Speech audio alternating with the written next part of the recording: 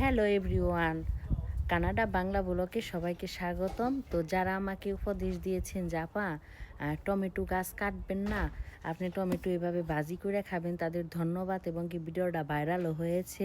যারা আমার এত ওই ভিডিওতে ভালোবাসা দিয়েছে তাদের জন্য শুভকামনা রইল। তো আজকে আপনাদের দেখাই এই টমেটো সত্যি আজকে ভাজি করে খাবো, কারণ গাছটা আপনাদের কথা আমি কাটি নাই, কারণ গাছটা কাটলে হয়তো বা অনেক নষ্ট হইতো। আপনাদের দেখাচ্ছি যে দেখতে পাচ্ছেন যে কত টমেটো, একদম সারাটা বাগান জুড়াই টমেটো। তো ভাই ও বোনেরা, প্রবাসে থাকি, দেশের জন্য অনেক মন কাঁদে এবং কি দেশের খাবারের প্রতি অনেক মন টানে। সত্যি কথা বলতে বাংলাদেশের খাবারের মতো সুস্বাদু খাবার এখানে পাওয়া খুব মুশকিল। তারপরেও আমাদের চোখ বুজে, মুখ বুজে এবং কি ধৈর্য ধরে বাইরের দেশে থাকতে হয়।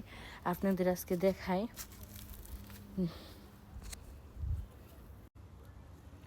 এত টমেটো আসছে সব, কিন্তু এই যে এই জাতটা আবার মনে করেন যে ছোটো জাত না, এই জাত বড় হয় না, এতটুকুই দেখেন বিছিয়া ধরে রয়েছে।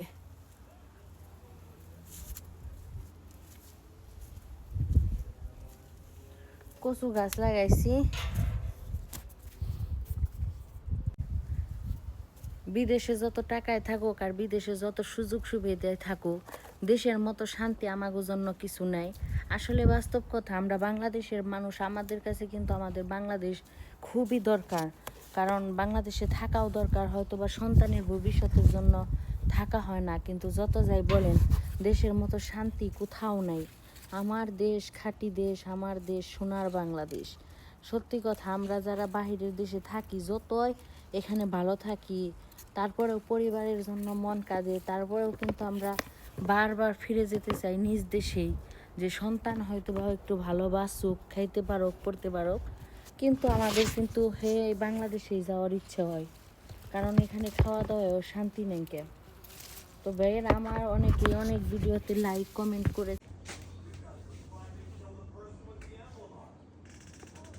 হ্যালো বাদা।